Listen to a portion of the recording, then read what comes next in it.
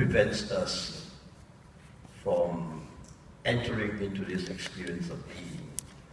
Is it because most of the time, or all the time, we are thinking, we are doing, we are desiring, we are grasping? And is it because once we stop grasping, desiring, thinking, doing, that's when we enter into the state of being? Can you clarify that? Yes, no, I think that's right. What you say is right. See, children have this natural capacity for contemplation. But very quickly in their development, children get complicated. I was meditating with this group of children I mentioned the other day, and I was very struck when I was asking them how they felt meditation was helping them.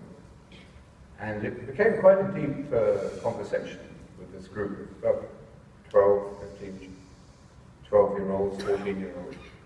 And one girl said, "We are being asked to grow up too quickly." What sort of wisdom, really? And she said, you know, we're expected to know things and deal with things that, you know, we don't want to deal with them so quickly in our lives.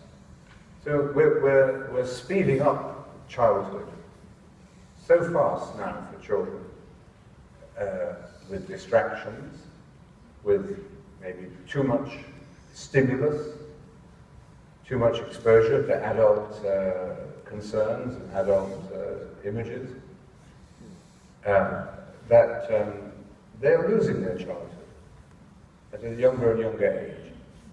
And as a result of that, I think we lose touch with this capacity for contemplation that is natural and inborn in us. So I think you're right what you're saying, is that we develop these habits of overactivity. I mean, there was a school in the States that I was heard about the other day. The parent was telling me they begin their soccer practice at 9 p.m. I mean, is that a balanced life for children? 9 p.m. they do the soccer. So, we overwork, we overactivate ourselves, and these patterns begin younger and younger. We become distracted, and these problems of life that we're talking about become overstimulated, and we don't know how to deal with them. If these problems are there, they will manifest themselves in some way anyway, but we've lost the essential way of dealing with them. We think the way to deal with them is either to do more things, distract ourselves from distraction, by distraction. You know, we become hyper-distracted. One student I had in this business school class was the worst student of my class. He wasn't doing good papers, he wasn't meditating very much, and I had formed a sort of rather negative image of him, I'm sorry to say. But when I met with him, I realized that he probably got more out of the class than anybody else. Because he said to me, I discovered, with the little meditation I did, I discovered that I am addicted to distraction.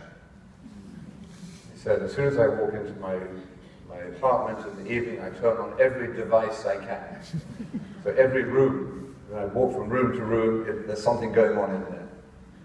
When I go to sleep at night, the last thing I do in bed is check my messages.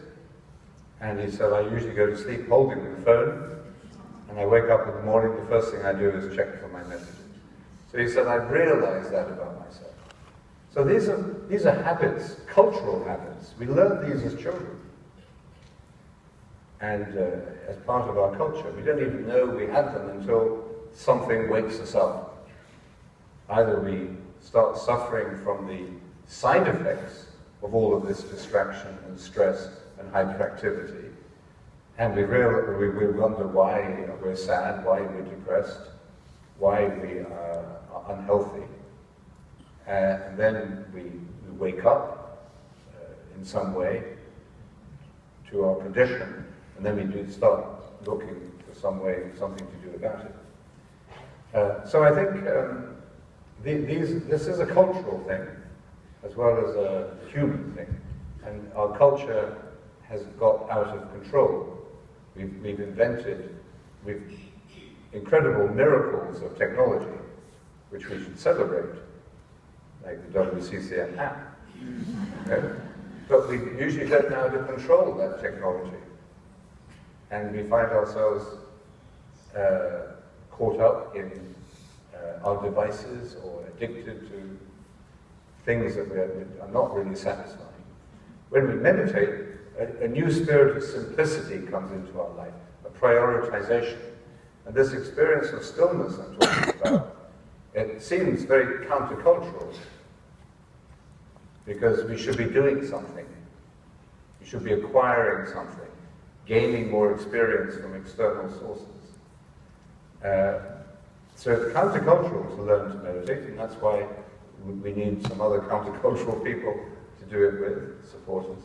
And then we discover, a new balance and a new capacity for enjoyment, for appreciating and celebrating the good things in life. Talking about cultural habits.